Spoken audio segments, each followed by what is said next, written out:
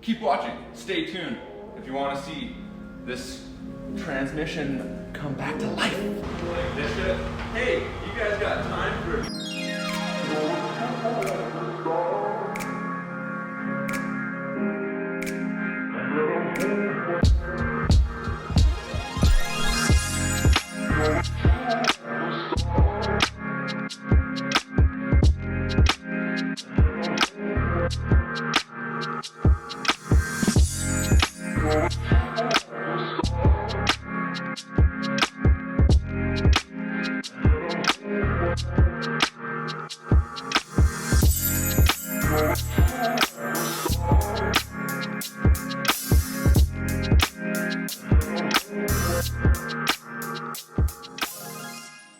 Welcome back to another Netfix original, back on the Cadillac CTS-4 build. Today we will be doing a transmission service and replacing the filter in pan also.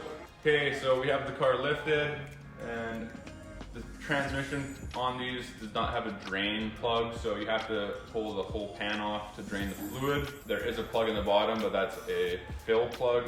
Not fill plug or the level plug. When the engine's off, I'm just gonna pull that plug. It'll drain out a little bit of fluid as the oil settles in the pan when it's not running. And then we'll go ahead, pull the pan bolts off and try and not make a mess. Because if you pull off too many bolts, you can shower yourself very easily. There are two ways to fill this transmission. There is a plug up behind, above and around your drive shaft, your front drive shaft. So you can fill it through there, or you can pump up and fill up through the standpipe.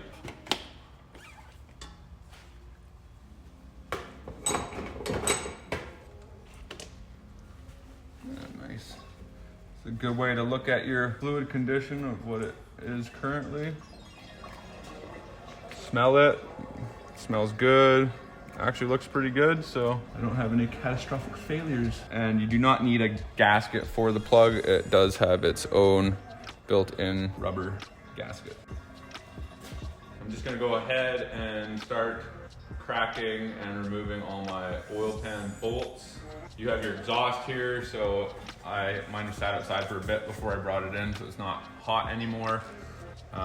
It looks like the pan's gonna have to come towards the front of the vehicle, or it will drop down onto the exhaust. Basically, my goal is to crack all of the bolts, remove half of them, and then slowly start removing more and wiggling it until it starts coming out of where I kind of want it to come out. So I'll pull it maybe more on one side than the other side and try and get it at least draining till it's at that level before I go ahead and drop the whole thing.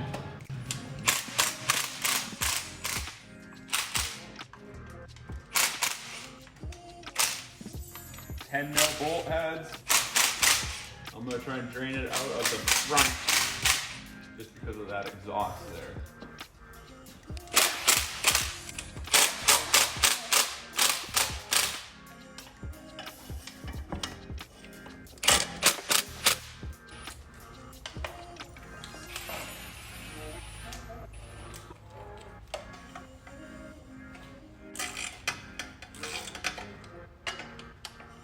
Quarter-inch wobble does get into the ones that are above the exhaust.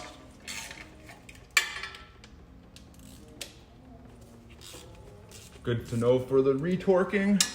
These ones a little bit more. All right, here we go. We have takeoff. Oh, see the pan? So even by draining that overflow check valve or check level plug, I'm free here and I'm not leaking any oil as of right now at the angle that we're at. So I'm just gonna keep loosening these ones a little bit more than the back ones until it starts pouring out this side. Come over this side.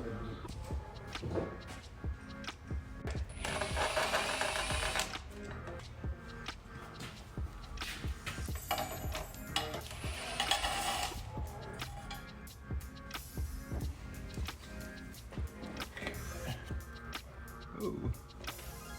Oh, there we go. Oh, if you lift up that side, well, it's gonna come onto the exhaust, so you want to drain it out the back. Okay, so it looks like this isn't gonna drain out this direction.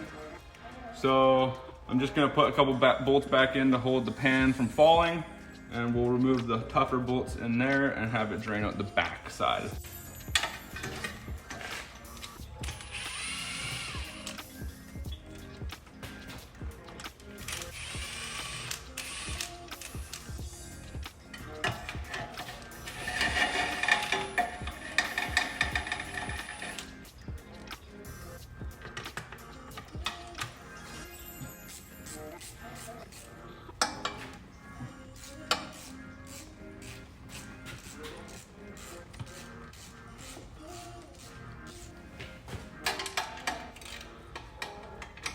Yeah, this is the last one, huh?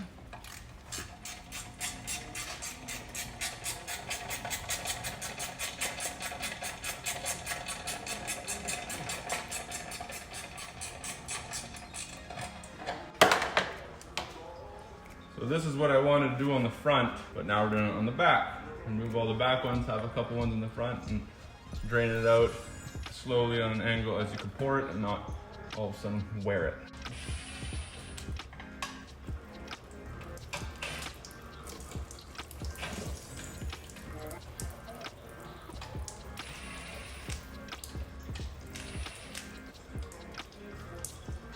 The exhaust is wearing it. The problem with this now is that you can't lower it out of the way. So I'm gonna have to kind of take these two bolts out while it's level, slide it back as far as I can. Might have to remove this oxygen sensor Christmas tree here. And then dump it down like that. This is turning to an older one. Lift it up level.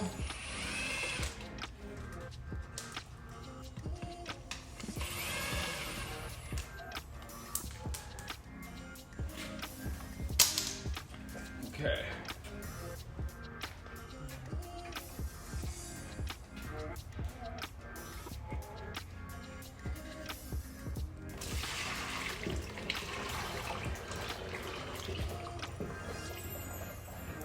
And there's our filter in the pan.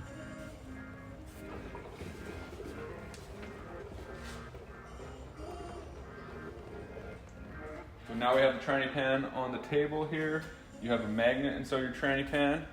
Make sure you always reinstall the magnet before installing the pan. It would not be my first time if I forgot that. Here's your level standpipe.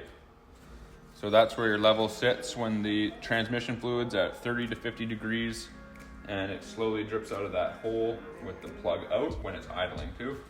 And that's your right level. Here's the reusable gasket. I had looked at mine before. You usually can see, if you see like it's leaking already, or if you got rust kind of on the edges, then that might be a sign that you should probably at least have a new seal with you for when you change your fluid and filter. Mine didn't have any rust, but usually when you see rust, it comes in through these different the seal nubs, and if it does get all rusty and hard and corrosive in there, then you probably want to replace the seal. And just like on your diff, you just want to make sure there's no heavy chunks or anything. This is all just a paste, which is normal.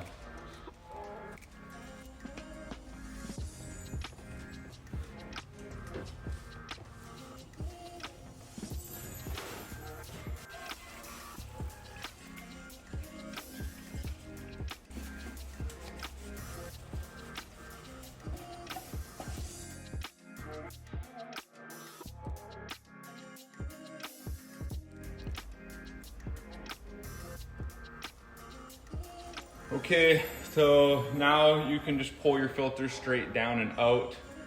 This area right here is where it goes up into the transmission, and there's also a seal up in there, but there's no bolts that hold the filter on like some transmissions have. So we're just gonna go ahead and just wiggle it a tiny bit and pull straight down on it. That's kind of what's supposed to happen, I believe. Maybe if you're like 500 pounds, it might be a lot easier doing this. There we go. I think.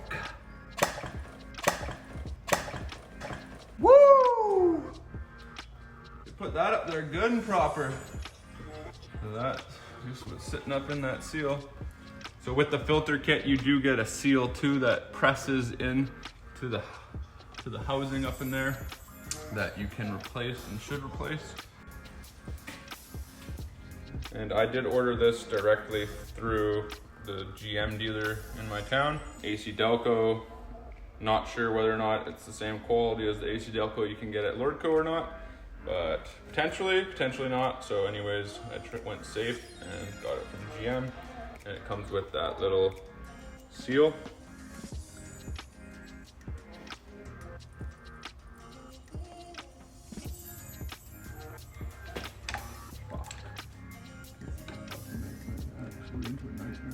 Okay, the seal is way up in there. A lot of times it's not that far up. Anyways, you don't want to damage the sealing surface of this seal because it has to seal on the outside and on the inside. So I was able to fold the seal inwards by getting a screwdriver in here and prying it that way. And I was able to fold this whole corner here. And then I came over to this side and it popped right out.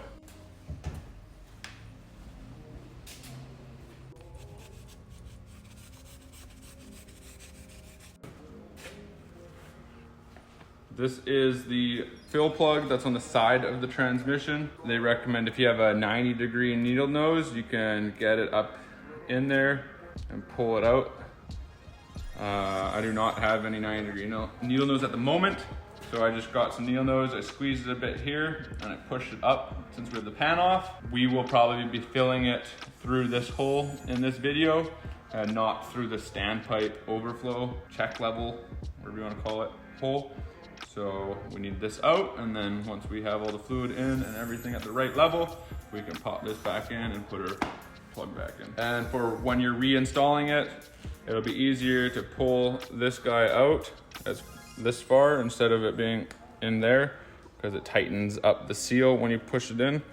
So pop it out like that when you push it in and down, and then finish off by just pushing that puppy down. All right, so I'm just gonna wipe out that where this seal lives with a clean towel. And then it is a rubber seal, so I'm just gonna put a tiny bit of transmission fluid on that seal. And then they want you to use a installer. If you have a seal installer, that's preferable. I'm gonna use just a socket on an extension, and I'm gonna hammer it in just like so. You just wanna make sure everything's square. It's kind of hard to get your fingers up in there, but I can't even see anything myself. I'm just gonna see how far it goes if I just push on it first. Yeah, so she just sits there like that, and then we'll just give it a little tap, tap, tap, and get her in her home.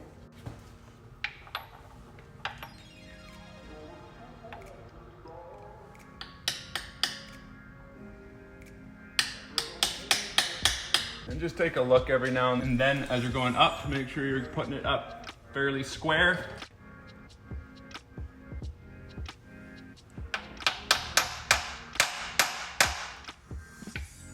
And that noise changes as soon as you have metal seating to the housing. And she's all the way in when you hear that noise change.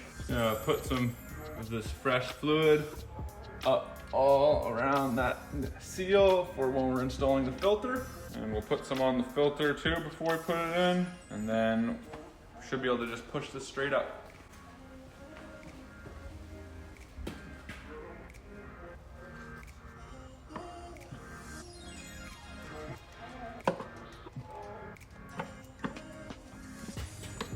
And this just goes right in there. And that's when you know you're got it in the right location. She's all the way up and she ain't gonna fall out. Okay, so I just took a clean rag. I got some brake clean on it, and I just am wiping all the sealing surfaces for the pan, between the pan and the transmission. And then we're just gonna put the seal back on. It has some location tabs on it too. Yeah. So now we just need to put it back up, and we'll just put all the bolts in fairly loosely until they're just snug, and then we're gonna go around and show you the torque sequence and how to get them properly torqued. And I just brake cleaned these off if they did get oil on them. They don't need Loctite, they just need to be clean and dry.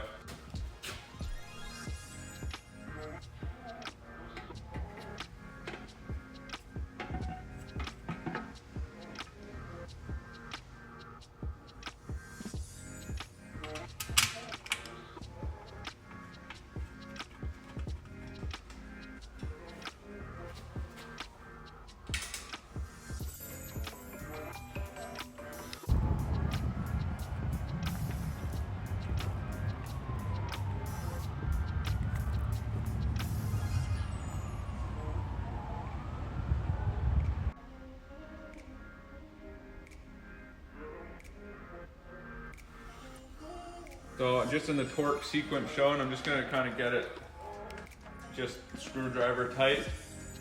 And it was 1, I believe 2. I took a photo of it. Back 3, 4.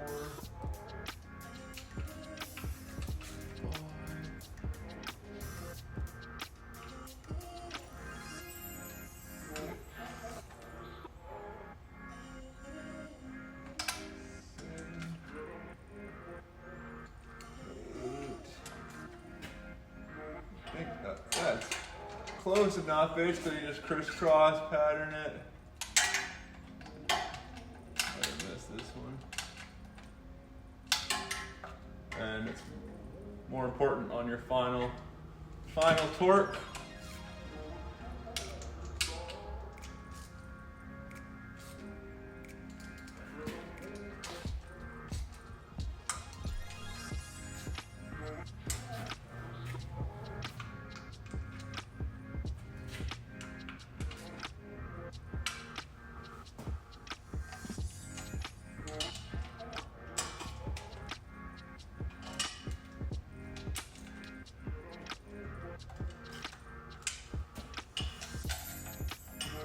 Okay, the torque pattern's a little confusing. It's not like 1 and 1, like a star pattern exactly, because it stays on the same side for 3 and 4, and then goes over to 5, and then comes back and does the same side. So it's a little confusing. So it's nice if you have a printout or a photo of it beside you when you're doing this torque sequence, and you can find that right there on the channel.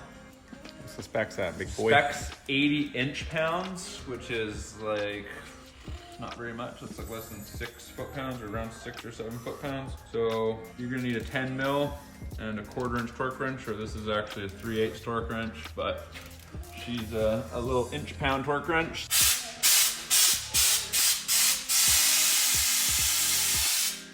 All right, so I'm using the AMSOIL OE specific automotive transmission fluid. It does cover the Deck 6 spec for the GM product. They do make a severe duty OE transmission fluid also that supposedly has double the life that the OE fluid has. I'm using this because it's $10 cheaper a liter, and I plan on changing the torque converter one day, and hopefully not 200,000 kilometers later, hopefully in the near-ish future.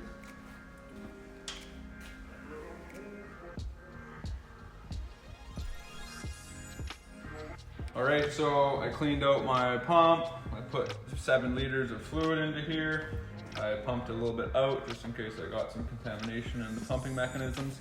And now we came up through the back around the transfer case, and I'm able to bend it into the fill hole here. It's really tight around the drive shaft and the exhaust and everything, but just that angle that's at now, she's good. So we're just gonna start pumping until it comes out of our overflow, which means it's gonna be a little low, but it allows me to then put the plug in, and I know that I'm close. So we might put another liter in after that, and then start it, shift through my gears, and pull that plug back out while it's idling, and see what the level's at and what the temperature of the transmission's at.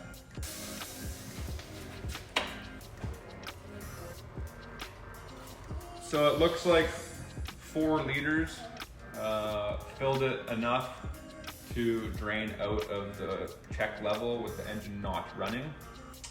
And so they actually say on my all data that it's 6.7 liters for a pan removal, filter removal. So that's pretty much all 7 liters. I'm gonna go and just go to 6 liters and then we'll start it, get it to 350 degrees Celsius, pull the check level plug, and if it's dripping out, then I know I'm got at the right level. If it's a steady stream, I need to let it drip I need to let it drain until it's dripping, until it just starts to drip instead of being a stream. And if it isn't dripping at all, then I gotta add more and make sure it's at 30 to 50 degrees Celsius, and until we have a drip coming out of that check plug level. Oh, ride me, cowboy. So you're gonna want a scan tool if your DIC doesn't show you your transmission temperature. Driver Information Center. On my vehicle, I don't believe it does show me transmission fluid temperature. So if you have a scan tool that can show you live data, you want to look at your transmission fluid temperature on that scan tool and just make sure that it is between 30 degrees Celsius and 50 degrees Celsius. So food for thought, my oil has been sitting inside, and currently I have not started the vehicle, and it is at 30 degrees Celsius. I did drive it in this morning, but it has sat outside a bit.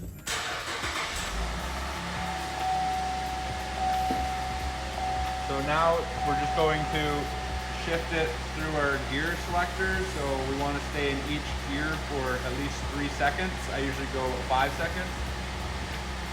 So I've already started it. We're in park. Reverse. 1 Mississippi, 2 Mississippi, 3 Mississippi, 4 Mississippi, 5 Mississippi, and so on.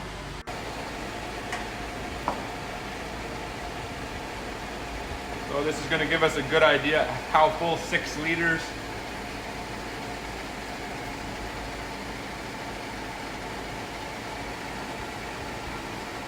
So we want it to be dripping, right? She might take the whole 7 quarts. Oh, there we go.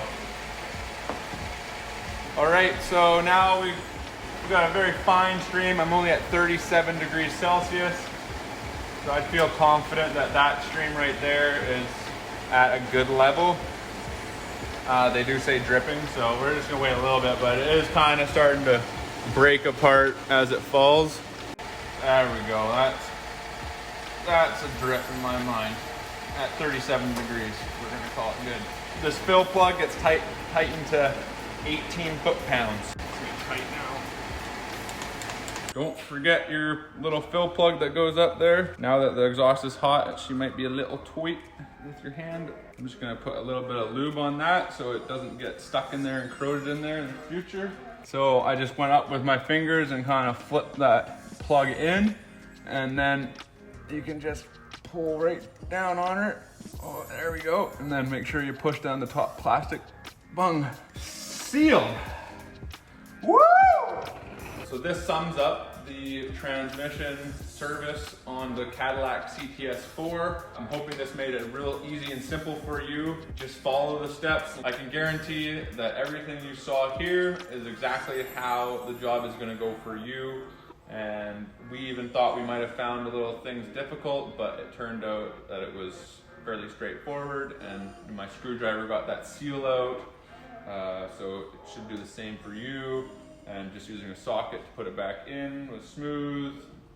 And that reusable gasket's really nice because you don't get the corrosion, you don't have the scraping. We just did a little Scotch pad cleaning and brake cleaning. Made this job fairly easy. I'm very happy with how it has turned out. Thank you for watching this video on the Cadillac CTS-4 build. Please follow along. Comment down below what you'd like to see me do next on this. I know that I've got a few guys wanting to see a catch can and PCB modification. I have done the PCB modification, but I'm going to be looking into the catch can, so please let me know if there's any other products or catch cans that you would like me to install. I haven't researched it yet, but I will be doing that in the near future. Like, subscribe, comment. Thanks for watching.